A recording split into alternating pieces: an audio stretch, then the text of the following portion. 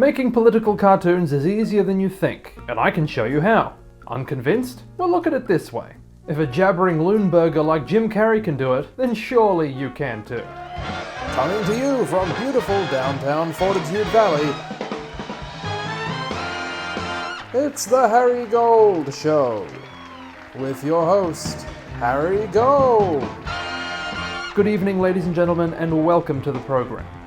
Now, a political cartoon, or editorial cartoon, is a kind of drawing or illustration which satirizes current political events, typically found printed in newspapers or shared on social media by your middle-aged relatives. It's my firm belief that anyone can make political cartoons, so tonight I'm going to tell you everything you need to know in order to do it yourself. If you're already one of the few demographics still actively using Facebook, like geriatric housewives and unemployed 20-somethings, then you're a perfect candidate. You're likely already used to subjecting the public to your political opinions, but instead of tapping out another wall of text about what's got your goat today, you can make something that actually entertains people instead of boring them to tears. You might well be thinking that you can't do this because you don't know how to draw. Don't be stupid, neither can most political cartoonists. All you really need are two simple things: vehement opinions and a big mouth. You could be drawing stick figures for all anyone cares. So long as those stick figures are throwing shade at the right people, your editor and approximately half of the voting public are sure to love it. But in order to help you along, we've created a ready-made political cartoon kit, containing all the prefabricated parts you'll need to assemble a political cartoon. Now available for $99.99.99 at cartoonkit.org.co. Terms apply. When you're making a political cartoon, you'll want to draw the politicians that you're trying to say something about. The first thing you'll get from the kit is a bunch of pre-made empty suits on which to draw the heads of real-life empty suits. The important thing to remember is that as a professional political cartoonist, your drawing doesn't actually have to look anything like the statesman in question. See all of these faces? You'd never know who they're supposed to be, but put a blonde swoop of hair and a splash of orange on them and now there's no mistaking who this is. It's Angela Merkel. All you have to do is tack something superficially recognizable onto any old face and everyone will know who it is without you ever having to actually learn how to draw them. Clever, right? But for many political cartoonists, even this is too hard. So we have a failsafe. Additionally, sometimes the people who read your publication are not as clued in as a knowledgeable political junkie like yourself. So if all else fails, you can always just write the name of the politician on the drawing. Yep, that's allowed in political cartoons. It's also acceptable, and sometimes even encouraged, to let emotional venting take priority in your depictions. If you really dislike a politician, you may choose to draw a malformed hobgoblin in place of a recognizable likeness, just to show that son of a cow chip what you think of him. Even if nobody can tell who it's supposed to be, thusly undermining your message and credibility, well, at least it was therapeutic for you. Now that you can draw politicians, you need somewhere to put them. We've included in our kit all the essential backdrops. The Oval Office set is a must-have. This comes with the Resolute desk, some blank papers to be filled in with the latest leak, executive order, report, bill, or shopping list, as well as a big red button which you can label yourself. We'll throw in an iPhone and Twitter icon for good measure, as that seems to come up a lot these days. There's also a heaven backdrop, which is used for two kinds of cartoons.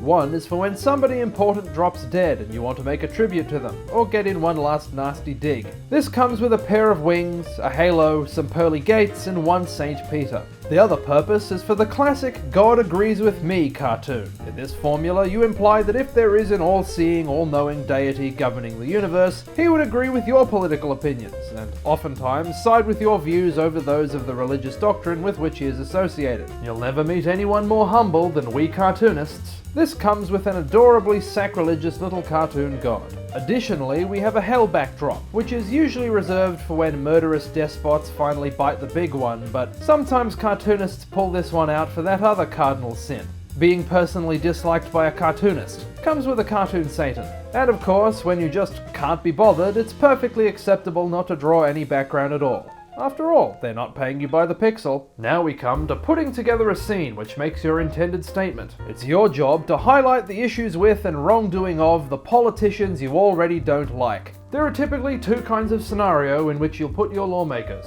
Sometimes you'll depict your characters in a more or less realistic scenario, and you lampoon them through their dialogue. Kofifi is bigly huge, believe me. Come on, man! That sounds like something a dog-faced pony soldier would say. Sad. But the second is the ever-popular political metaphor. Cartoonists love using people, animals, and objects to create amusing allegories for real-world events. There are a few ways to make that happen. The first, of course, is labels. Does this pineapple represent universal healthcare? It does if you write universal healthcare on it. Remember, if you don't telegraph your convoluted parallelisms and leave it as an unexplained allegory, then it's not a political cartoon. It's just bad modern art. Another common kind of metaphor in political cartooning is playing dress-ups with politicians in order to say something about them. If you asked a cartoonist, they'd tell you there are an infinite variety of costumes drawn from throughout history, pop culture, and the zeitgeist, which they use to convey a message. But that's all baloney. You really just need 3 costumes: clown, baby, and Nazi. 99% of political cartoons use one of these 3 to make their point, which is that the only people who disagree with me on anything are stupid, mentally underdeveloped, or just evil. The other thing you might need for your political metaphor is making objects and animals resemble politicians. Maybe your idea for a cartoon requires you to compare Donald Trump to toothpaste, or Barack Obama to a toy submarine. Can Hillary Clinton be spaghetti and meatballs? You better believe it. It's a free country. Anyone can be anything. That's why you see such infinite variety in what cartoonists choose to transform their subjects into.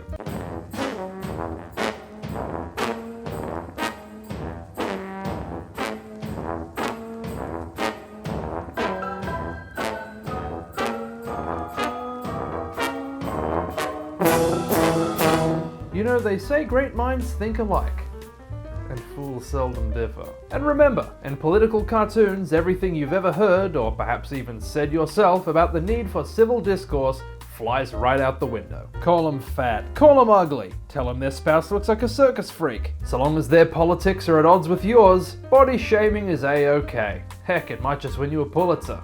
We have also included in our kit all the symbols you will ever need. We have Lady Liberty and Lady Justice, who always seem to be having a good cry about current world events. Uncle Sam doesn't cry as much, but he's still usually miffed about something. You'll also need a whole zoo load of animals. Donkeys, elephants, pandas, Russian bears, and a small plethora of dogs. Lap dogs, attack dogs, dogs on leashes, and the occasional dog whistle. These also come in headless form, so you can fill in the face of a pertinent legislator.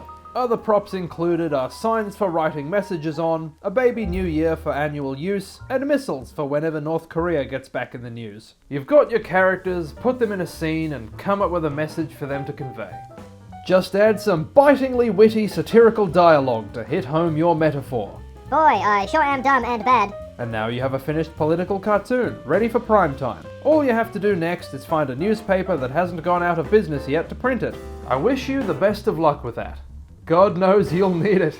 9 out of 10 doctors recommend the political cartoon kit, available now at globalshopdirect.com. But wait, there's more. If you purchase one in the next 30 minutes, you'll get a slap chop completely free. Terms and conditions apply. Results may vary. Each set sold separately.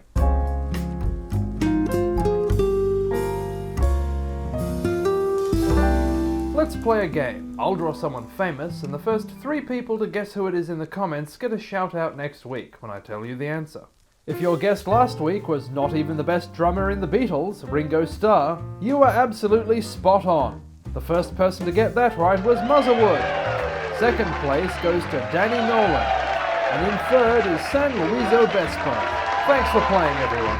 The eyes on tonight's subject are big and bulging, rather giving the appearance that with only the most minimal encouragement they might take leave of their sockets altogether. Enveloping said oculi are something often referred to as heavy eyelids, though how one goes about weighing one without making a regrettable mess of the owner, I've not the foggiest.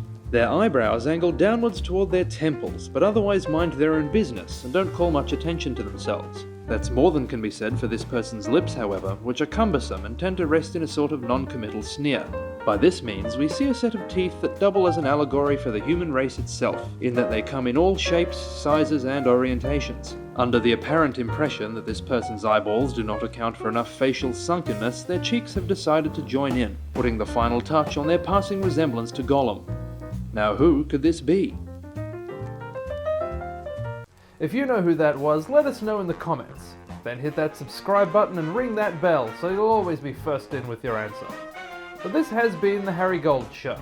So until next time, stay safe, and God bless.